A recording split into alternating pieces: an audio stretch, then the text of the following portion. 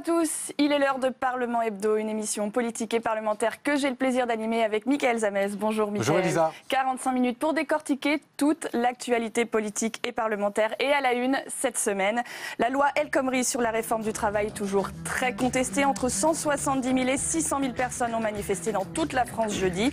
En marge des cortèges, de violents affrontements ont eu lieu entre casseurs et forces de l'ordre à Paris, Rennes, Marseille ou Nantes. Forte amélioration sur le front économique, la croissance repart. Autre bonne nouvelle cette semaine, la baisse du chômage. 60 000 demandeurs d'emploi en moins en mars. Notre action porte ses fruits, déclare le ministre des Finances. Ça va mieux, avait déclaré François Hollande à la télévision. Ils ont donc voulu marteler ce message. Une vingtaine de ministres s'est réunie lundi à Paris. C'est « Eh oh, la gauche », une initiative lancée par Stéphane Le Foll pour défendre le bilan du chef de l'État. Alors ça va mieux, on demandera à notre invité qui commentera toute l'actualité de cette semaine. Luc Carvenas, bonjour. Bonjour. Sénateur maire d'Alfortville, vous allez commenter donc toute cette actualité. Et on va donc commencer par ce qui a marqué ce début de semaine, c'est ce cri du cœur. « Eh oh, la gauche ».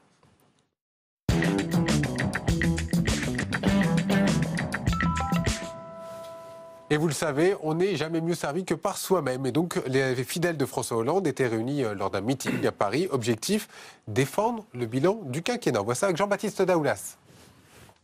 Eh oh, la gauche, c'est l'expression pas très courante choisie par Stéphane Le Foll pour défendre la politique de François Hollande. C'était une interpellation qui consistait à dire, mais on est critiqué, tout le temps critiqué, mais eh oh, regardez quand même ce qu'on a fait. Et comme l'adage veut que l'on n'est jamais aussi bien servi que par soi-même, ce sont une vingtaine d'actuels et anciens ministres de François Hollande qui se chargent de défendre le bilan du président, avec des éléments de langage soigneusement préparés. Sur le plan économique, les choses vont mieux. La France va mieux. La France va mieux qu'elle ne le pense elle-même. Un élément de langage pour rassurer les Français et un autre pour mettre en garde ceux qui, comme Emmanuel Macron, veulent dépasser le clivage gauche-droite. Parce que la réalité, c'est que la gauche et la droite, c'est pas pareil. La droite et la gauche, ce n'est pas la même chose. La gauche et la droite, c'est pas la même chose. Emmanuel Macron est absent, mais les principaux ministres sont là pour énumérer les mesures prises depuis 2012. Alors Najat, je te laisse la parole. Et oh la gauche. Retraite à 60 ans, prime d'activité, mariage pour tous. Le meeting prend alors des airs de thérapie de groupe pour faire croire à 2017. Comme femme et ministre de gauche, je veux aussi vous dire que moi, je n'ai pas renoncé à la victoire en 2017.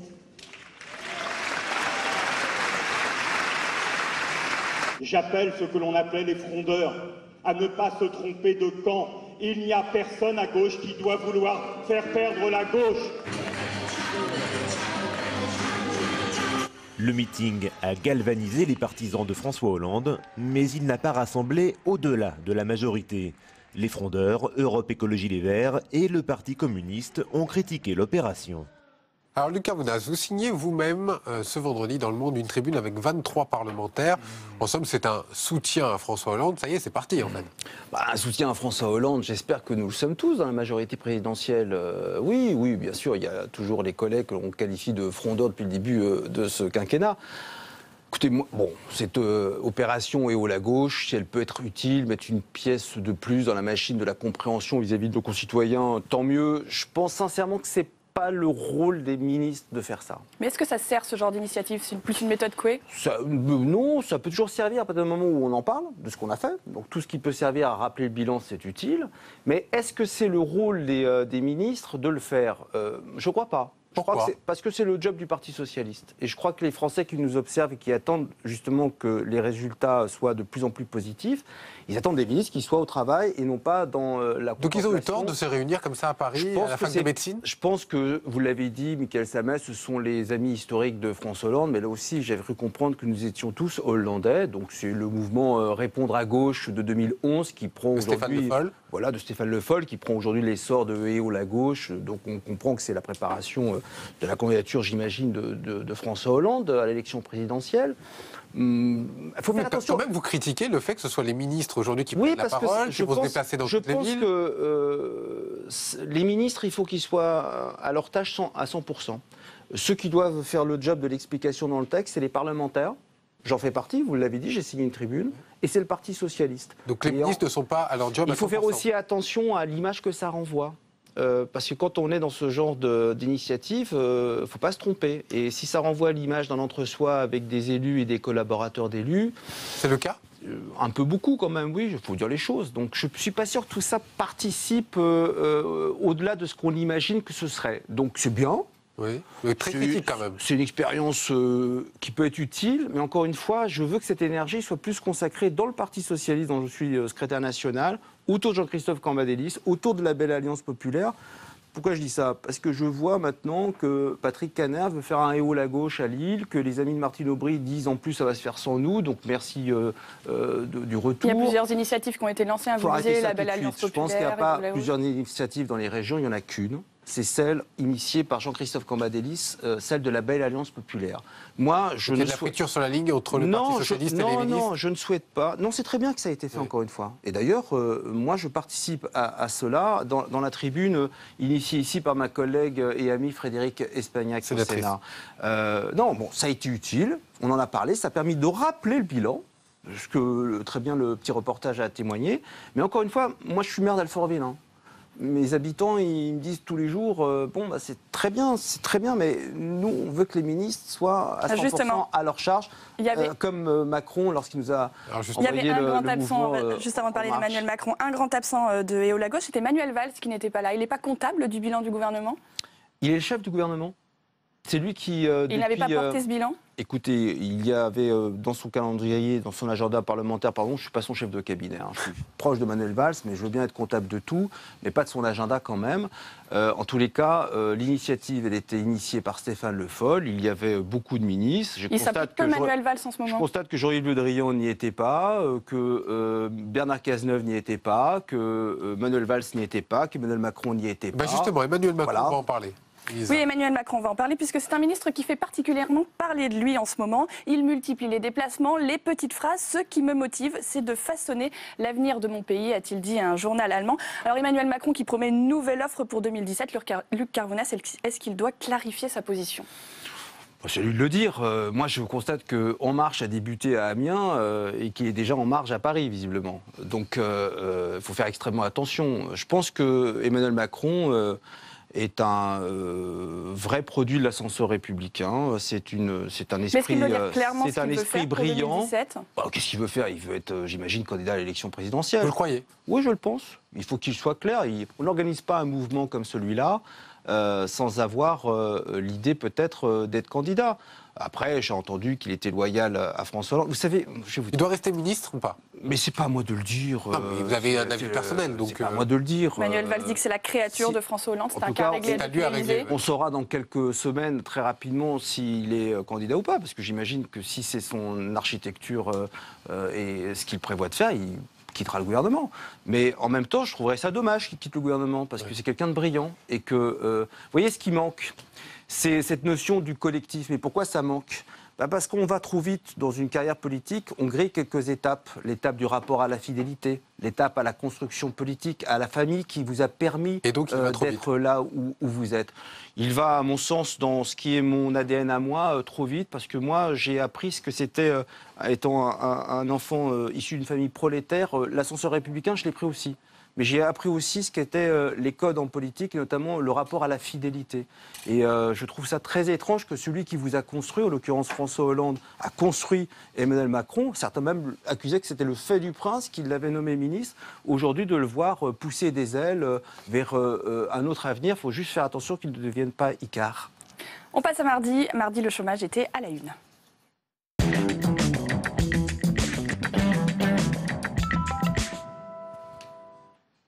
Forte baisse du chômage en mars 2016, moins 1,7%, soit 60 000 demandeurs d'emploi en moins, du jamais vu depuis 16 ans. De bons résultats salués par la ministre du Travail. Écoutez-la. Moins 60 000, c'est la meilleure baisse mensuelle depuis 2000. Voilà, donc depuis 16 ans.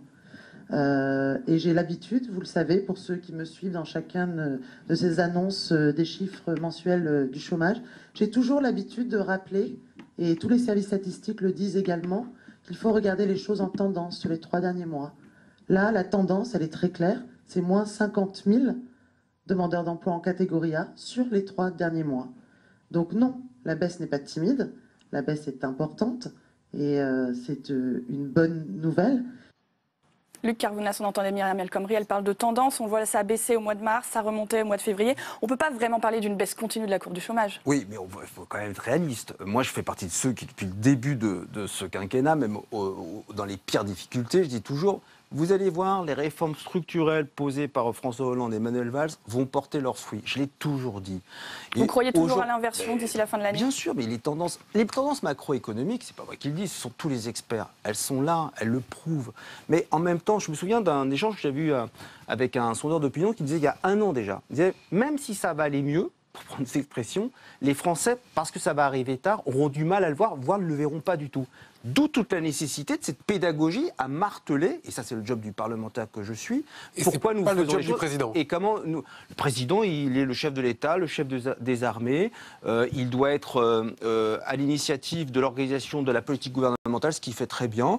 Voilà, je pense que le président de la République a été peut-être mal conseillé en communication, c'est pas à lui de dire ça va mieux, lui il est dans l'action. Ceux qui doivent dire ça va mieux, ce sont les Français, et ce sont les Français parce que nous les parlementaires, encore une fois, plutôt que de regarder notre nombril ou de tirer un peu la couverture sur nous-mêmes, comme le font certains dans la majorité présidentielle, nous sommes sur le terrain. Moi, je vous disais, je suis maire d'Alfortville, je suis sur le terrain en permanence, je suis confronté au réel en permanence. Et donc ça, c'est notre travail à nous. Et nous, notre travail, c'est d'être derrière le président de la République et de faire en sorte qu'il soit demain, j'espère, réélu. Le chômage baisse, la croissance repart, on le disait tout à l'heure. Tout est réuni pour que François Hollande puisse se représenter en 2017. Moi, je l'ai toujours dit. Écoutez, sous la Ve République, le président sortant est le candidat légitime.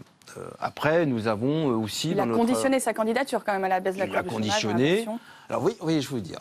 Depuis maintenant quelques heures, quelques jours, on a moins 60 000 chômeurs de moins. Et j'entendais ce matin sur une chaîne concurrente Thomas Piketty qui vient nous dire « Hop, c'est 60 000, c'est très bien, mais on a quand même 650 000 chômeurs de plus sur le quinquennat. » Alors il faut faire quoi finalement? Toujours dire que ça ne va pas? Donc oui... Maintenant vous le dites, ça va mieux. Donc oui, ça va mieux. Oui, les Français ne voient pas que ça va mieux. Et oui, il faut utiliser tous les relais locaux que nous sommes, nous les maires, les premiers guichets républicains, pour expliquer pourquoi ça va mieux. Et moi, je le vois dans mon bureau, quand les petites TPE viennent me voir, ils me disent « Monsieur le maire, le carnet de commande, il repart ». Donc, il faut qu'on soit dans cette énergie-là. Et moi, je suis persuadé que la courbe du chômage, Myriam El Khomri, qui est une ministre très courageuse, qui dit que la courbe est une tendance, eh ben, on va faire en sorte, avec François Hollande et Manuel Valls, et Emmanuel Macron, que la tendance s'accélère. Alors, autre temps fort de l'actualité parlementaire, c'est la réforme du Conseil supérieur de la magistrature, votée conforme par l'Assemblée nationale et le Sénat, et qui pourrait ouvrir la voie à la tenue d'un congrès. Le ministre de la Justice y tient, mais la majorité des 3/5 des parlementaires semble quasiment impossible à trouver. Jean-Baptiste Daoulas. L'Assemblée nationale a adopté le texte. Un vote de l'Assemblée conforme à celui du Sénat, François Hollande est désormais libre de convoquer un congrès sur la réforme du Conseil supérieur de la magistrature. Libre, sauf que l'opposition des députés Les Républicains l'empêche d'atteindre la barre des 3/5 nécessaires pour valider la réforme. Le congrès semble donc compromis, même si le ministre de la Justice espère encore convaincre quelques députés de droite. Il y a aussi des parlementaires qui ont dit, je pense à Georges Fenech par exemple, secrétaire de justice des Républicains, qui m'a à l'occasion beaucoup dit pendant les débats en commission son attachement à l'indépendance de la magistrature. Donc moi je fais appel à la conviction et je demande que les postures soient oubliées. Mais les députés Les Républicains ne semblent pas prêts à faire de cadeaux. Ils dénoncent une réforme à minima qui ne changerait rien. Depuis 2008, le gouvernement suit déjà les avis du Conseil supérieur de la magistrature pour les nominations au parquet. Moi, j'appelle de mes voeux une plus forte, une réelle indépendance de la justice. Encore une fois, ça va au-delà d'une simple mesure technique qui nous est proposée et qui est très en retrait du projet initial qu'avait voulu le président de la République. Donc tout cela me paraît aller dans la précipitation. On ne touche pas à la Constitution. On ne touche, je dirais, à la Constitution que d'une main tremblante. Et là, manifestement, on n'est pas dans un contexte qui permet de le faire. C'est donc désormais un bras de fer qui va s'engager entre la majorité et l'opposition, quitte à prendre l'opinion publique à témoin. Je crois qu'il manque, si on fait les calculs, une quarantaine de voix. Il appartient au président de la République de juger s'il peut prendre le risque d'aller à Versailles en n'étant pas certain de gagner. Ou si le fait de perdre, par exemple, nous permettrait de mettre à la droite devant ses responsabilités sur la question de l'indépendance des parquets. Le président du Sénat, Gérard Larcher, a déjà indiqué hier qu'il était hostile à une convocation du Congrès. Luc Carvounas, vous croyez possible la tenue d'un congrès sur la réforme du CSM ? En tous les cas, cette réforme, elle a été votée dans les deux chambres au Parlement. Après, pour le Congrès, ça a été bien dit, il faut les 3/5. Moi, je vais vous dire, moi je souhaite qu'on y aille au Congrès. Faut arrêter. Mais quand même, faut tenter le coup. Faut qu'on y aille au Congrès, parce que, franchement, de quoi on parle? De l'indépendance de la justice, du fait que le CSM donne son avis sur l'élimination des magistrats, et là, on est en train de nous dire... La droite, qui est à une année de l'élection présidentielle, qui nous fait la ritournelle, c'est pas assez, il faut regarder. Non, ça suffit. C'est un ersatz de réforme constitutionnelle. Jean-Jacques Urvoas a raison, le garde des Sceaux a raison, mon ami Urvoas a raison. Il faut aller au Congrès. Il faut que le président de la République, comme il l'avait dit aux Françaises et aux Français, réunisse le Congrès. Chacun prendra une bonne fois pour toutes ses responsabilités et pas nous faire la petite leçon comme au moment de la déchéance de nationalité. Chacun prendra ses responsabilités. Mais vous n'aurez peut-être pas de majorité, donc c'est un échec du Congrès, peu importe. Et on verra à cause de qui sera l'échec. Moi, vous m'interrogez, c'est mon souhait. Voilà. Oui. Je ne souhaite pas, comme j'aurais aimé, si vous m'aviez interrogé il y a quelques années, qu'on aille même au Congrès sur le vote des étrangers aux élections locales. Ça s'est oublié. Chacun doit prendre ses responsabilités. C'est ça aussi. Le Parlement, c'est pas plus de 900 parlementaires réfugiés derrière la décision d'un seul homme qui est le chef de l'État. En Congrès, en conscience et en conscience politique, chacun devra s'exprimer. Alors, on va passer au mercredi sur un tout autre sujet. Les sénateurs s'intéressaient aux lanceurs d'alerte.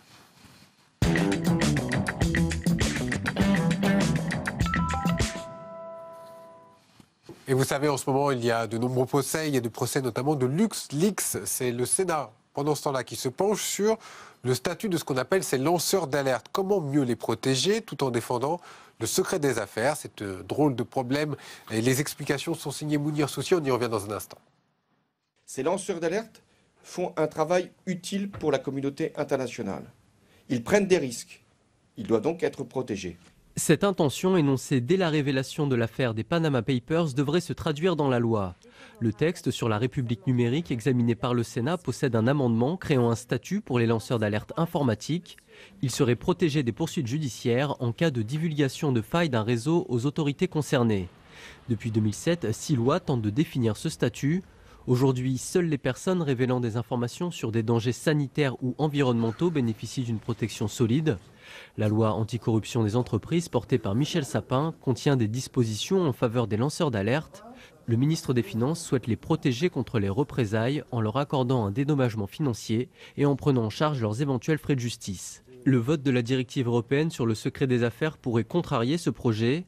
Elle donne des moyens juridiques supplémentaires aux entreprises pour poursuivre tous les acteurs, journalistes ou citoyens, révélant des informations confidentielles.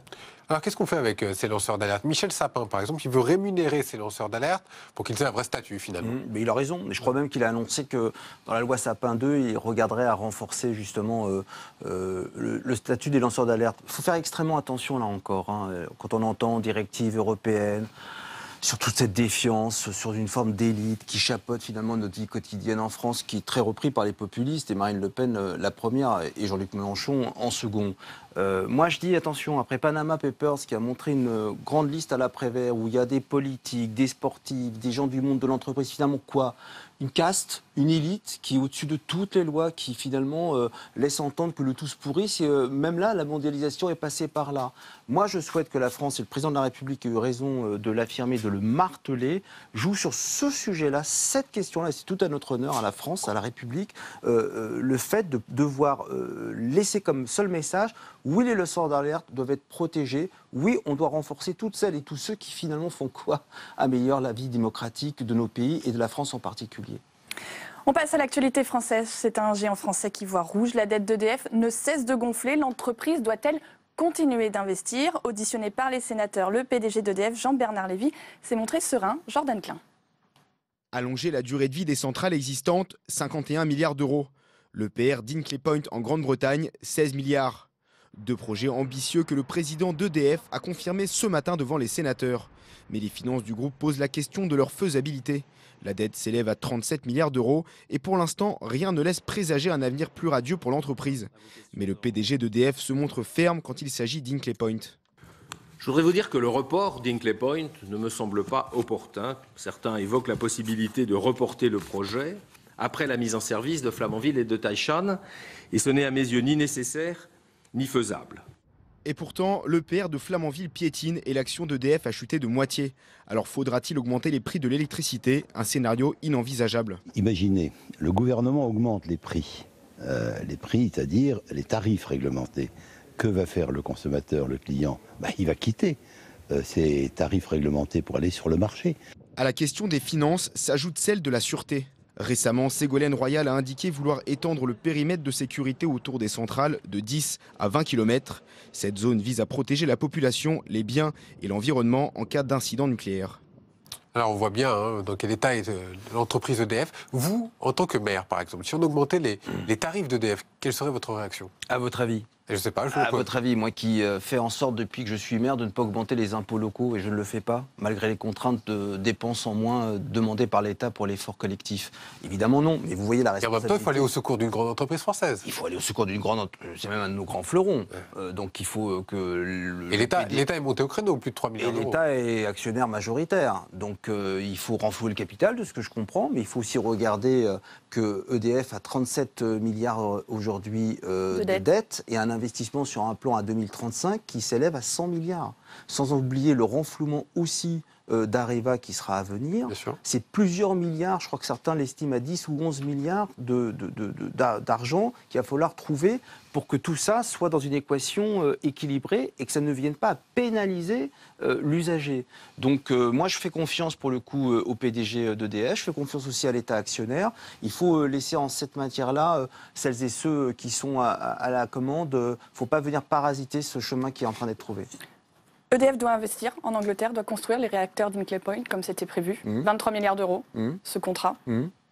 Oui, en même temps, il faut qu'on ferme Fessenheim. Ah voilà. Il va falloir qu'on dédommage EDF. Bien oui, on y est. Donc, je pense vous vous rappelez de l'accord en 2012 avec les Verts? Bien sûr. Vous avez été responsable aussi des relations avec les partis politiques. Je le suis à nouveau, cher Michael Samès, depuis le 9 avril dernier, secrétaire national des relations extérieures. Donc, oui, je me rappelle de tout cela, mais c'est là où je parle de l'équation. Il y a un médiateur qui a été nommé pour voir la compensation à devoir obtenir pour EDF. Encore une fois, c'est un de nos fleurons. Il ne faut pas qu'on s'engage sur du tout et son contraire. Et c'est pour ça qu'on a nommé M. Lévy à la tête. Alors, autre sujet, vous allez présenter une proposition de loi devant votre groupe, ce sera le 10 mai prochain, une proposition de loi pour lutter contre le tabac. Oui. Il s'agit en fait d'imposer des quotas au pays sur la consommation des particuliers. Est-ce que vous pouvez nous expliquer un peu la philosophie de votre proposition? Déjà, pour celles et ceux pour celles et ceux qui nous regardent, il existe une directive mondiale par l'Office mondial de la santé qui date du 30 novembre 2015 et qui a été repris par les deux chambres là aussi au Parlement, qui dit quoi cette directive? En gros, que pour lutter contre finalement une forme de commerce parallèle des cigarettes dans le monde, organisé par les cigarettiers eux-mêmes, 6 000 milliards de cigarettes produites à l'année, sur les 6 000 milliards, chiffre de l'OMS, 12% sont reroutés par les cigarettiers eux-mêmes sur du commerce parallèle, de manière encore plus exacerbée quand on est en zone frontalière, puisque les prix, les taxes ne sont pas les mêmes. Vous voyez ce qui est en train de se mettre en œuvre sur du trafic et donc instruire les quotas permettrait de réguler ça? Instruire les quotas, déjà demander au gouvernement de prendre le décret de la directive de l'OM qui n'a toujours pas été pris et qui dit quoi aussi ce décret?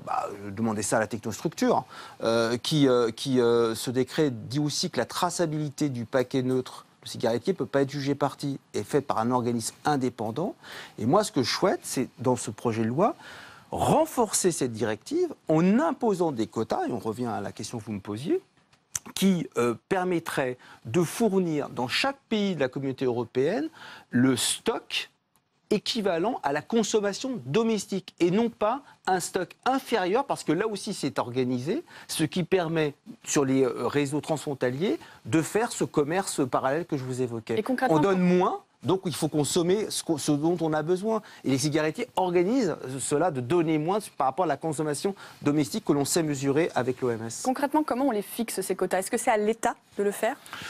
Concrètement, on les fixe, je pense, avec l'OMS, avec l'Europe. Mon collègue Pargnot, qui est député européen, qui est très alerte sur le sujet, est un bon relais de la question. Tout cela doit se faire en bonne intelligence. Encore une fois, ça n'a d'intérêt que pour ramener 3 milliards aussi d'euros dans les caisses de l'État, parce que ce commerce parallèle 3 milliards d'euros. Est un trou de 3 milliards et ça renvoie 250 millions d'euros de perdus chaque année pour nos 26 000 buralistes. Et je dis simplement que les buralistes en France, ils sont à 42% dans des communes de moins de 3 500 habitants. Et au moment où ils créent des maisons eux-mêmes, des services publics dans leurs locaux, ils deviennent le premier, voire le seul relais de proximité. Ben moi, je ne me résous pas à aller voir mettre la clé sous le paillasson et à laisser les bras ballants ce commerce s'organiser en parallèle. D'un mot, Luc Carvounas, si cette proposition de loi n'est pas acceptée par votre groupe, qu'est-ce qui se passe ?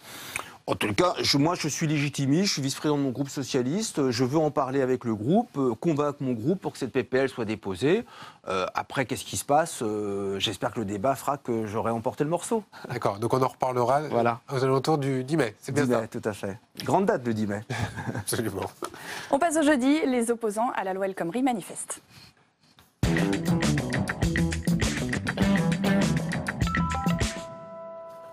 Nouvelle journée de mobilisation contre la réforme du travail. Des manifestations ont eu lieu dans toutes les villes de France. En marge des cortèges, de violents affrontements ont éclaté à Paris, notamment Marseille ou Nantes. 124 personnes ont été interpellées dans tout le pays. 24 policiers et gendarmes ont été blessés, dont un très grièvement. À Paris, alors Luc Carvounas, les organisateurs se sont laissés déborder, comme le sous-entend le ministre de l'Intérieur. Bien, le ministre de l'Intérieur a malheureusement raison. Bah oui, ils sont laissés déborder. Il suffit de regarder ce qui se passe chaque soir quand ils lèvent le camp, comme on dit.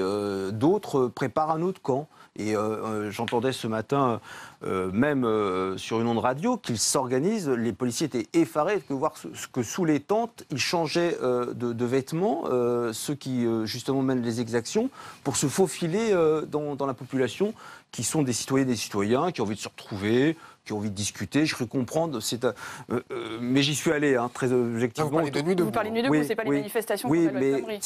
C'est un tout. Il y a Nuit debout, il y a les manifestations El Khomri. C'est la même chose, Nuit debout et les casseurs ? C'est des activistes gauchistes. Mais bien sûr, pour ceux qui cassent à la fin de Nuit debout et ceux qui se retrouvent dans les manifestations de la loi El Khomri, on voit bien que nos jeunes... Et sans cerveau, comme a dit Nicolas Sarkozy ? Non, j'irai peut-être pas jusque-là, parce que Nicolas Sarkozy est un habitué de l'outrance verbale et du mépris du citoyen en général. Non, mais que ce soit sur les lois, les manifestations de la loi travail et les débordements gauchistes autour, ou ce que je vous dis sur ce qui se passe tous les soirs à Nuit debout, ce sont à peu près les mêmes et les mêmes corpus. Est-ce que les syndicats doivent condamner les violences comme Bien sûr qu'ils le doivent. Enfin, j'espère que tout républicain condamne les violences. Encore une fois, manifester, c'est un droit.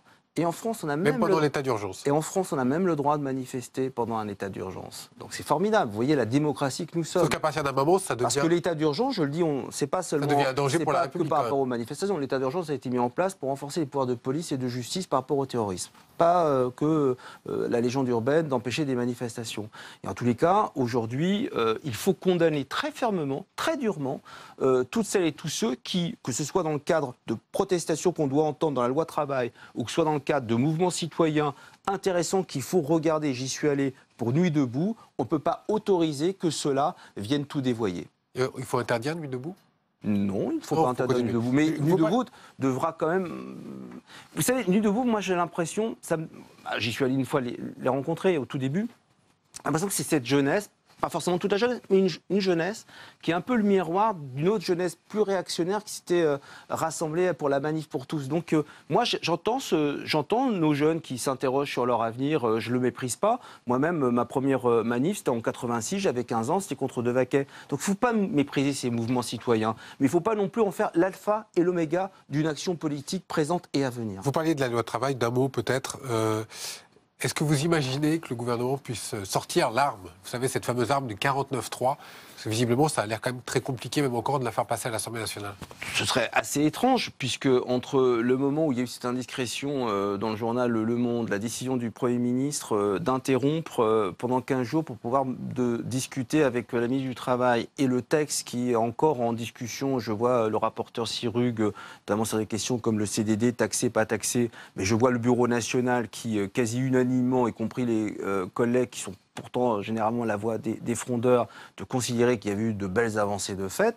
Après, je voudrais qu'on m'explique pourquoi des députés de gauche n'iraient pas voter un texte qui sanctuarise le CDI. Oui, mais jusqu'à présent, nos textes passent. Mais sur un texte aussi symbolique, je ne souhaite pas, moi je suis sénateur, le texte arrivera au Sénat plus tard, que le 49.3 soit employé à l'Assemblée nationale. Alors, vous êtes sénateur et s'est passé quelque chose cette semaine, c'est que le Sénat a décidé de saisir la justice. Vous savez, il y a un pneumologue qui est soupçonné d'avoir menti sous serment devant une commission d'enquête. C'était une commission d'enquête parlementaire sur la pollution de l'air. Il aurait caché ses liens avec l'industrie pétrolière. Quentin Calmet vous explique tout cela. On en revient, on en discute dans un instant.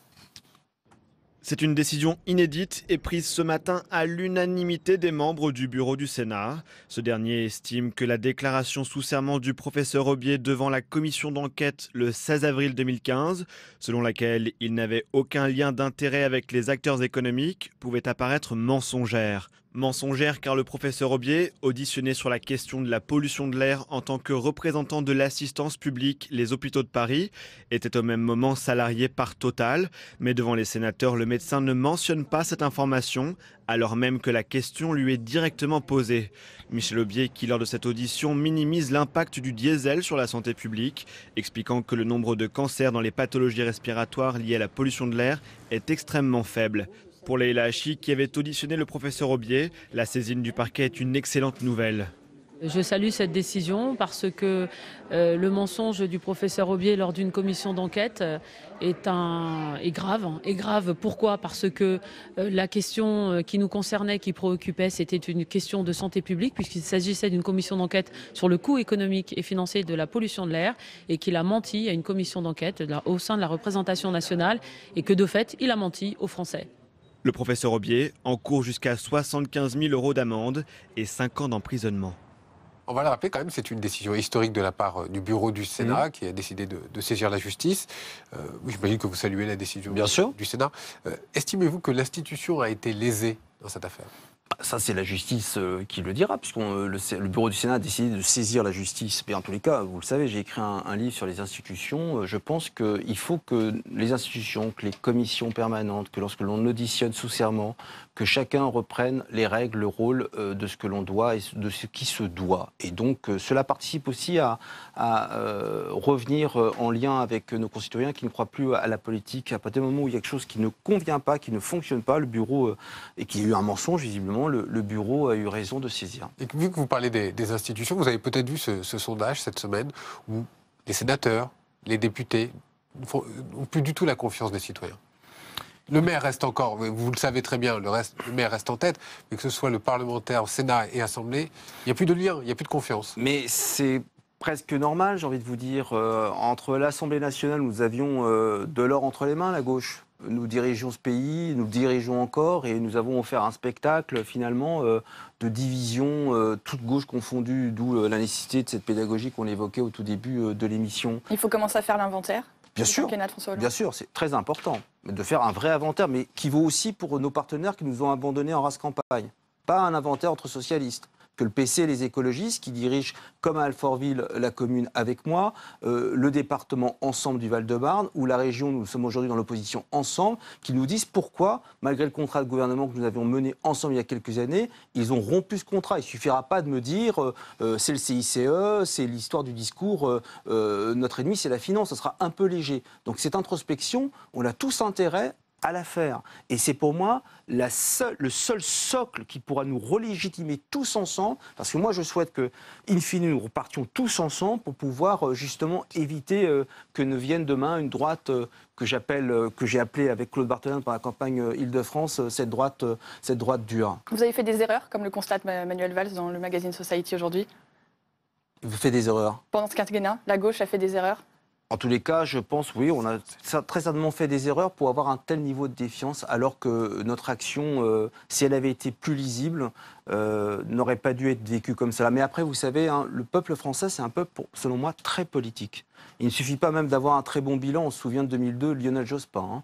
Donc c'est pour cela qu'aujourd'hui, nous sommes investis, les maires, et nous sommes investis, les parlementaires, pour faire juste en sorte qu'un truc, que la gauche puisse enfin assumer son rapport au pouvoir. Et c'est ça aussi l'interview de Manuel Valls dans Society. Justement, on va en reparler. C'est l'exercice du pouvoir de la gauche. Manuel Valls, on en reparle avec notre partenaire, la Loupe du Scan. Jim Jarassé nous a rejoint.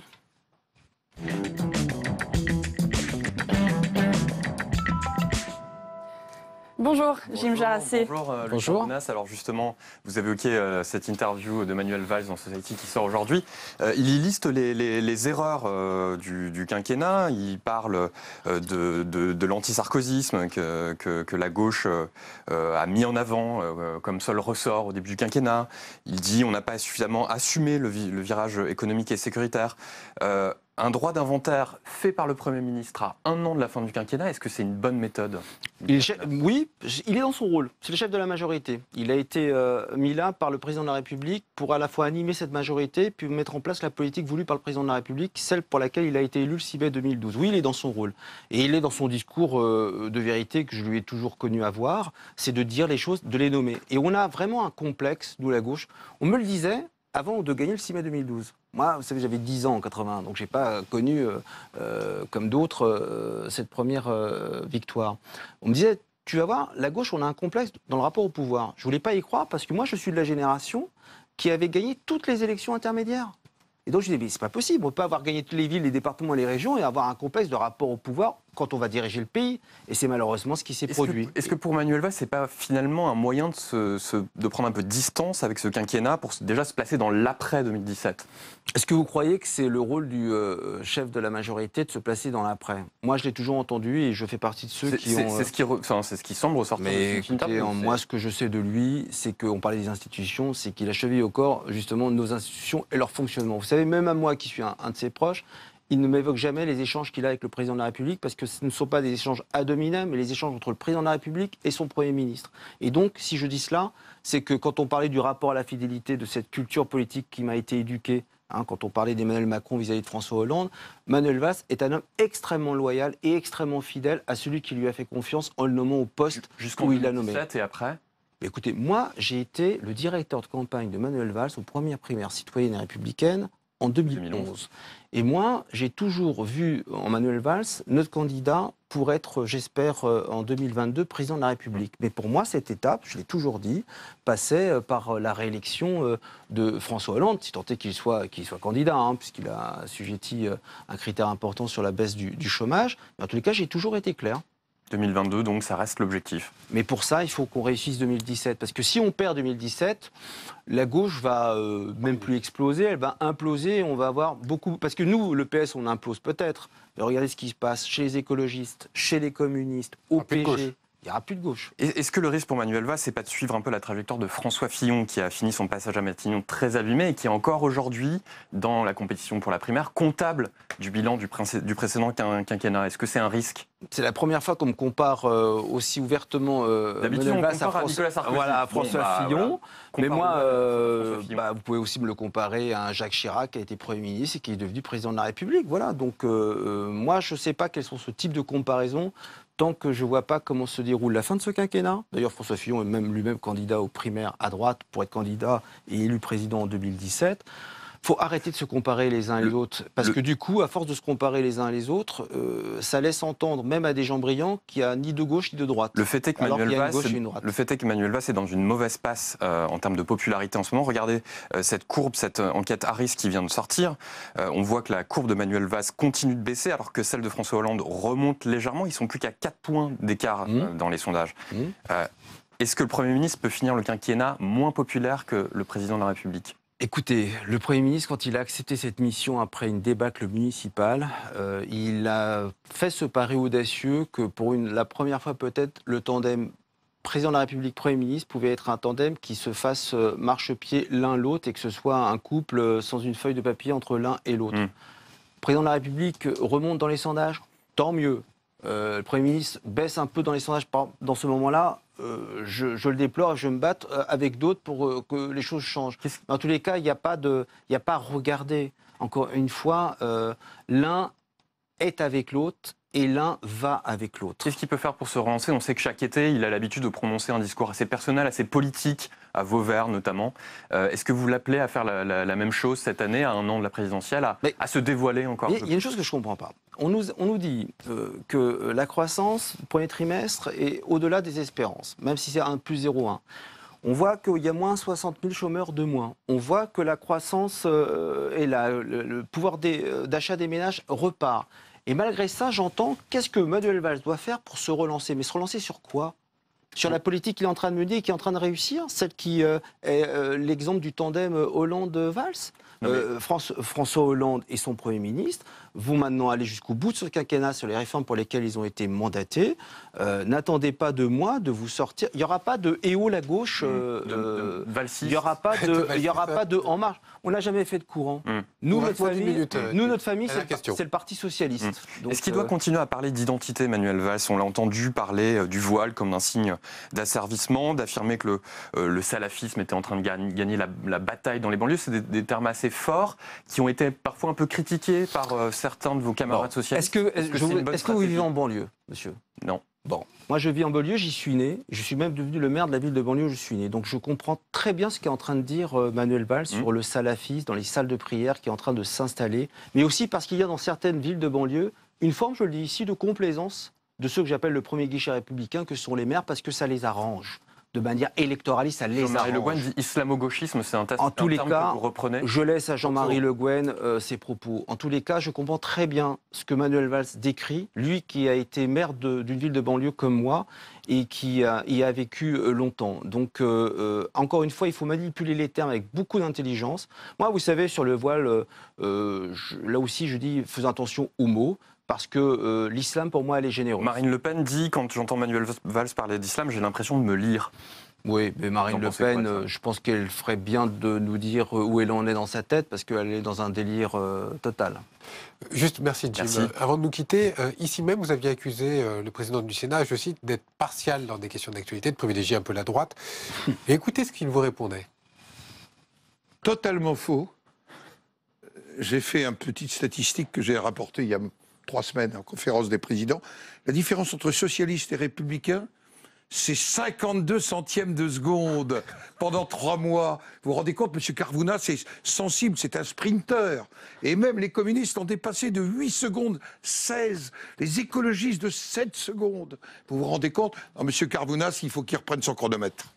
Vous avez repris votre chronomètre? J'ai pris mon chronomètre. Et puis, vous savez, dans la gestuelle, quand on a les bras fermés, c'est qu'on est fermé à la question. C'est la psychologie de la gestuelle. Et puis, moi, je plains le collaborateur de cabinet, vous vous rendez compte, mandaté par Gérard Larcher, quand j'en ai parlé, qui a dû regarder les 3 mois précédents pour nous donner au centième près. Donc, son chronoguette, c'est lui qui l'invente. Mais si on a des problèmes de comptage pour des photos au moment des JO, on va demander à son collaborateur de cabinet de nous le mettre en détachement à Paris. Eh ben, on fera passer le message. Merci beaucoup, Luc Carvounas. Merci d'avoir été avec nous. Merci. Elisa. Et Parlement Hebdo, c'est terminé pour aujourd'hui. Merci à tous de nous avoir suivis. Très bonne journée à tous sur les chaînes parlementaires.